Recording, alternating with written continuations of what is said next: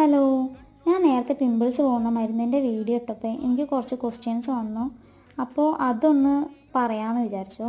Questions ചേച്ചി complete ആയിട്ട് പോയോ, എത്ര മന്ത് ഇട്ടു, പിന്നെ ഇതിൻ്റെ നെയിം എന്താ എന്നൊക്കെയായിരുന്നു. എനിക്ക് കംപ്ലീറ്റ് ആയിട്ട് പോയി. എനിക്ക് അധികം മന്ത്സൊന്നും യൂസ് ചെയ്യേണ്ടി വന്നിട്ടുണ്ടായിരുന്നില്ല. വേഗം തന്നെ എനിക്ക് റിസൾട്ട് കിട്ടി. 1 മന്തൊക്കെ തന്നെ ഞാൻ യൂസ് ചെയ്തിട്ടുണ്ടായിരുന്നുള്ളൂ. പിന്നെ അതിൻ്റെ നെയിം ക്ലിയർ ജെൽ എന്നാണ് കേട്ടോ.